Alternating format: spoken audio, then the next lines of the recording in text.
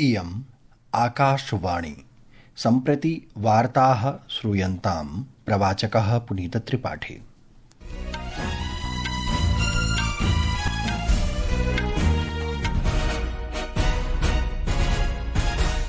आदौ मुख्यवार्ताः। लोकसभायां निर्वाचन परिष्कार विषये SIR तथा वीवीपैट विषये चर्चा प्रचलति। सर्वोच्च न्यायालयेन BLO तथा अन्याधिकारिणः प्रति भयाक्रान्तप्रकरणं गभीरतया लक्षितम्, तथा च निर्वाचनायोगम् एतादृशानि प्रकरणानि स्वस्य दृष्ट्यामानेतुम् आदिष्टम्। राष्ट्रपतिः द्रौपदी मुर्मुः अद्य नवदिल्ल्यां 23-2024 वर्षयोः राष्ट्रिय हस्तशिल्प पुरस्कारान् वितरितवती। अपि च भारतस्य रमेश बाबू प्रज्ञानानन्देन 25-2020 वर्षस्य फिडे सर्किट स्पर्धा विजिता। अथ वार्ताः विस्तरेण। लोकसभायां निर्वाचन परिष्कार विषये SIR तथा वीवीपैट उपाय विषये च चर्चा समारब्धा। चर्चायाः आरम्भं कुर्वन् कांग्रेस दलस्य नेता मनीष तिवारी इत्येषः अवदत् यत् निर्वाचनायोगेन SIR इत्यस्य आचरणस्य कारणानि अवश्यमेव वक्तव्यानि। सः अवदत् यत् देशस्य अनेकेषु राज्येषु SIR प्रक्रिया प्रचलति, परञ्च निर्वाचनायोगस्य समीपे SIR इत्यस्य आयोजनस्य वैधानिकाधारः नास्ति।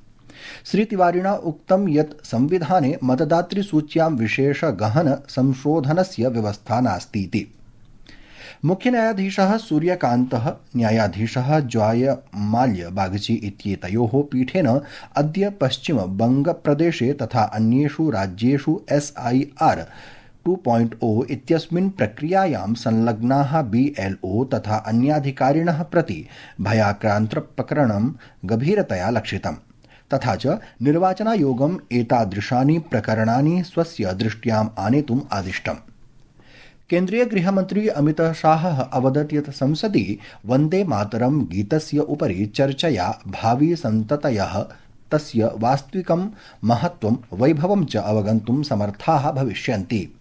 सः अवदत् यत् राष्ट्रगीतं वन्दे मातरं देशभक्तेः त्यागस्य राष्ट्रियचेतनायाः च प्रतीकम् अभवत्, येन स्वातन्त्र्यान्दोलनस्य मार्गः प्रशस्तः अभवत्।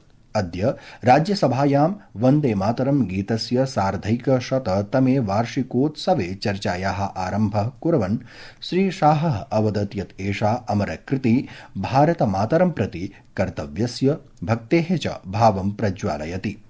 सः अवदत् यत् स्वतन्त्रतासङ्ग्रामस्य समये वन्दे मातरम् आवश्यकमासीत्, अद्यत्वे अपि अस्ति, यदा देशः 47-2000 वर्षे भारतं विकसितं भविष्यति।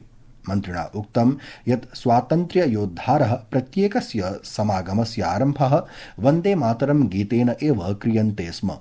अद्य यदा वीरसैनिकाः सीमायां सर्वोच्च बलिदानं कुर्वन्ति तदा ते वन्दे मातरमेव गायन्ति। वंदे मातरम के प्रति समर्पण की जरूरत वंदे मातरम बना तब भी थी, आजादी के आंदोलन के वक्त भी थी, आज भी है, और जब 2047 महान भारत की रचना होगी तब भी रहे, क्योंकि अमर कृति मां भारती के प्रति, भारत माता के प्रति समर्पण, भक्ति और कर्तव्य के भाव जागृत करने वाली कृति है। प्रियाः श्रोतारः, संस्कृतवार्तायाः संस्करणमिदम् इदानीम् आकाशवाणीतः प्रसार्यते।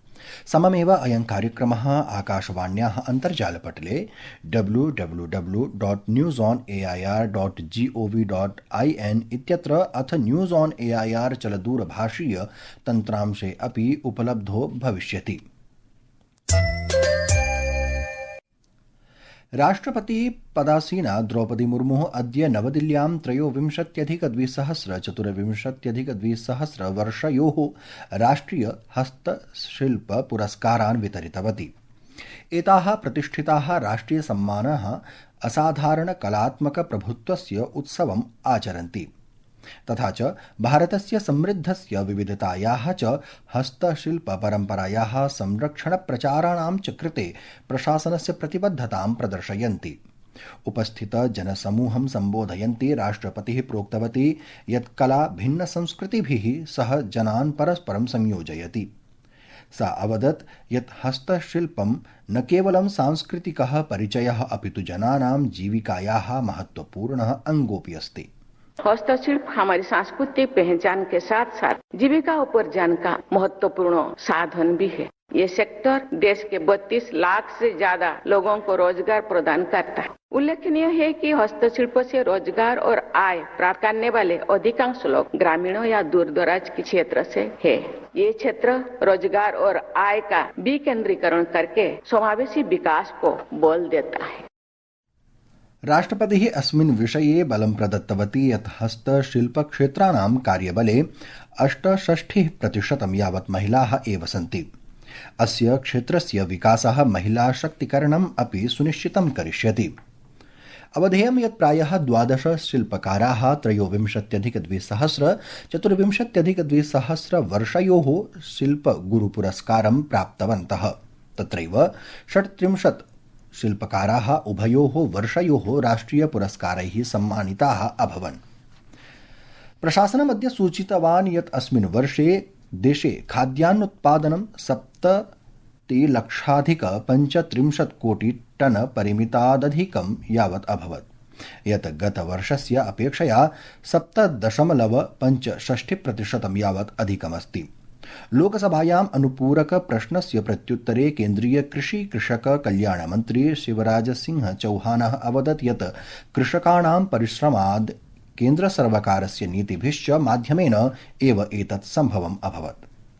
सः अवदत् यत् 24,225 वर्षे देशे सर्वाधिकं शस्योत्पादनं जातम्। श्री चौहानः सूचितवान् यत् 14,215 वर्षस्य अपेक्षया खाद्यान्नस्य उत्पादने प्रायः 41.94% यावत् वृद्धिः अभवदिति।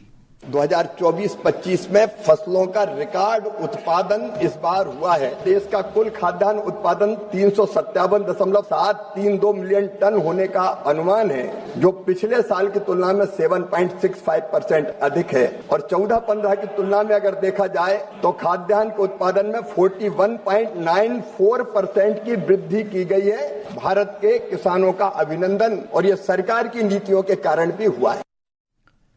अद्य नवदिल्ल्यां संसद भवन परिसरे एनडीए संसदीय दलस्य सभा आयोजिता।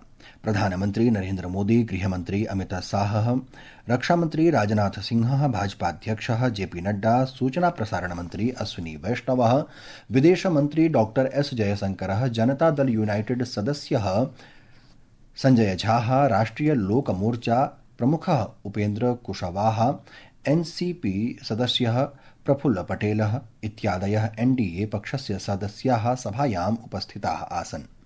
सभायां बिहार विधानसभा निर्वाचने प्राप्तविजयाय एनडीए सदस्याः प्रधानमन्त्रिणः मोदिनः अभिनन्दनं कृतवन्तः। सभायाः अनन्तरं वार्ताहरैः सह वार्तालापं कुर्वन् संसदीय कार्यमन्त्री किरेन रिजिजुः अवदत् यत् सभायां प्रधानमन्त्रिणा एनडीए नेतृन् देशस्य विकासाय द्रुतगत्या कार्यं कर्तुम् आदिष्टम्। केन्द्रीय नागरिक उड्डयन मन्त्रिणा श्री राममोहन नायडुना अद्य प्रोक्तं यत् इंडिगो संस्थायां सद्यः उत्पन्न समाह्वानानां निवारणं शीघ्रमेव भविष्यति।